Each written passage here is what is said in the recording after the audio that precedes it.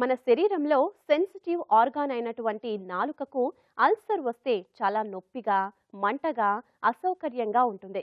కొన్నిసార్లు ఈ నాలుక చుట్టూ ఎర్రటి బుడిపెలు ఏర్పడతాయి. వీటినే కాంకర్డ్ సోర్స్ లేదా టంగ్ అల్సర్స్ అంటారు. వీటి గురించి మరిన్ని వివరాలు ఇప్పుడు చూద్దాం.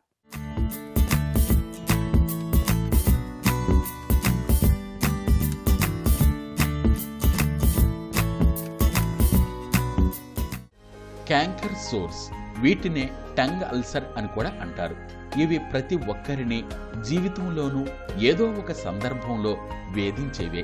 ఈ టంగ్ అల్సర్ ఒకసారి వచ్చిందంటే కనీసం 7 నుండి 10 రోజుల పాటు వేధిస్తుంది. కొన్ని సందర్భాల్లో ఫుడ్ సెన్సిటివిటీ మరియు అండర్లయింగ్ డిజార్డర్, నోటి లోపలి భాగంలో బుగ్గలు లేదా పెదాలను కొరుక్కోవడం, ఇంకా ప్రేగు లేదా స్టమక్ డిజార్డర్స్ వల్ల కూడా వచ్చే అవకాశం ఉంది. ఇవి వైరస్ కారణంగా కూడా రావచ్చు. మరికొంతమంది విషయంలో సరైన నోటి శుభ్రత పాటించకపోవడం వల్ల, డెంటల్ కండిషన్స్ వల్ల, విటమిన్ సి లోపం వల్ల, హార్మోన్ల అసమతుల్యత వల్ల, జన్యుపరంగా ఫోలిక్ యాసిడ్ లోపం, నాలుక కొరుక్కోవడం వల్ల టంగ్ అల్సర్ వచ్చే అవకాశం ఉంది. పుళ్ళు 2 రకాలు. మొదటి రకం టీనేజ్ యువతీ యువకుల్లో వస్తుంది. సంవత్సరంలో 2-3 సార్లు వచ్చి 4-5 రోజులుండి పోతుంటాయి. యువతుల్లో మెన్సెస్ టైంలో అధికంగా వస్తాయి. ఇది కుటుంబ చరిత్రను బట్టి ఉంటుంది. ఇవి ఎలా వస్తాయో ఎవరికీ తెలియదు. మానసిక అలజడి అధికంగా ఉన్న వారిలో ఇవి వస్తాయి. నిమ్మజాతి ఫలాలు, టమోటాలు తిన్నవారిలో తక్కువ రావచ్చు. కారణం వాటిలో విటమిన్ సి అధికంగా ఉండటమే. దంతాల గాయాల వల్ల కూడా ఇవి రావచ్చు. క్యాంకర్ సోర్స్ అంటే మౌత్ అల్సర్స్.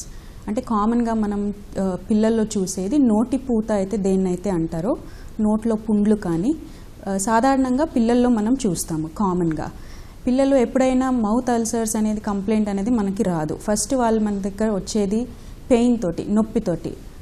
నోట్లో నొప్పి ఉంది, లేకపోతే మంటగా ఉంది, తినలేకపోతున్నారు, తాగలేకపోతున్నారు. ఇది వాళ్ళ కామన్ కంప్లైంట్స్.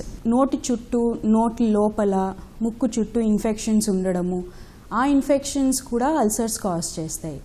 ఆ ఇన్ఫెక్షన్స్ మీకు బ్యాక్టీరియల్ ఉండొచ్చు, వైరల్ ఉండొచ్చు. వైరల్ ఇన్ఫెక్షన్స్లో మనకి కామన్గా తెలిసేవి chicken pox, zoster virus, herpes virus, ఇంకా హ్యాండ్ ఫుట్ మౌత్ డిజీజ్ అని ఒక ఎంటిటీ ఉంటుంది. అందులో మీకు అల్సర్స్ నోట్లో వస్తాయి, చేతి మీద వస్తాయి, కాళ్ళ మీద వస్తాయి. ఇది కూడా ఒక వైరల్ డిజీజ్, కామన్గా పిల్లల్లో చూస్తాము. సో న్యాచురల్గా వాళ్ళకి న్యూట్రిషన్ ఎక్కడో దగ్గర ఆహారం తగ్గుతుంది.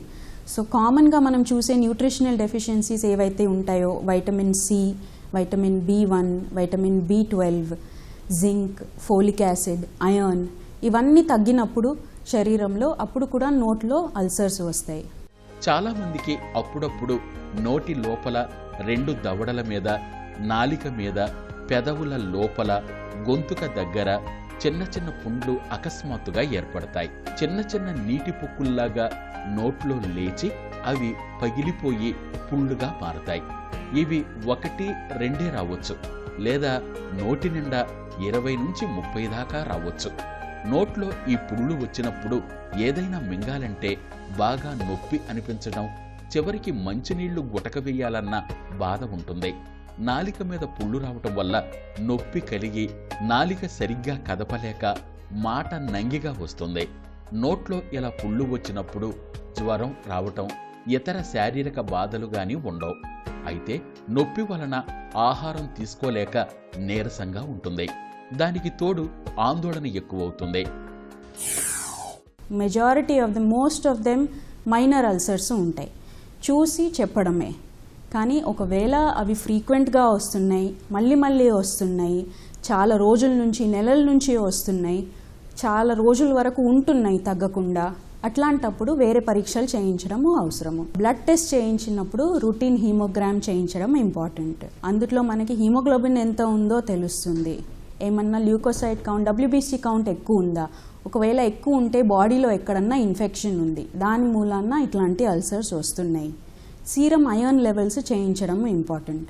న్యూట్రిషనల్ డెఫిషియన్సీస్లో సీరం ఐరన్ లెవెల్ చాలా తక్కువ అవుతుంది. అట్లాంటప్పుడు మనం పరీక్ష చేపిస్తే ఎంత తక్కువ ఉంది, మనం ఎంత సప్లిమెంట్ చేయాలి అనేది తెలుస్తుంది. ఎప్పుడైతే మౌత్ అల్సర్స్కి వేరే కారణం సస్పెక్ట్ చేస్తున్నామో, బాడీలో వేరే దగ్గర ఇంకేమన్నా జబ్బు ఉందని అనుకుంటున్నామో అప్పుడే స్కిన్ బయాప్సీ చేస్తాము. చర్మం చిన్న ముక్క తీసి పరీక్షకి పంపిస్తాము. పెయిన్ రిలీఫ్కి మెయిన్గా యూజ్ చేసే మెడికేషన్స్ టాపికల్ మెడికేషన్స్ అంటాము. అంటే అవి పూసే మందులు, మెయిన్గా జెల్స్, క్రీమ్స్ యూజ్ చేసేవి. అనెస్థెటిక్ మెడికేషన్స్ అంటే నొప్పి తగ్గించే మెడికేషన్స్, మత్తులాగా ఉండే మెడికేషన్స్. అవి జస్ట్ అల్సర్ని కోట్ చేస్తాయి. అట్లాంటప్పుడు వాళ్ళకి పెయిన్ తగ్గుతుంది, వాళ్ళు ఆహారం తీసుకోగలుగుతారు, నీళ్లు తాగగలుగుతారు. అట్లాంటప్పుడు వాళ్ళ న్యూట్రిషనల్ ఫ్లూయిడ్ బ్యాలెన్స్ మెయింటైన్ అవుతుంది. కొందరిలో ఈ పొక్కులు కొద్దిగా వచ్చి పెద్దగా అవుతాయి. నోట్లో ఇలా చిన్న చిన్న పుళ్ళులా రావడం పురుషుల్లో కంటే స్త్రీలలో ఎక్కువ. మరికొందరిలో టైఫాయిడ్, పొంగులాంటి జ్వరాలు వచ్చినప్పుడు నోటిలో పెద్ద పెద్ద పొక్కులు తయారవుతాయి.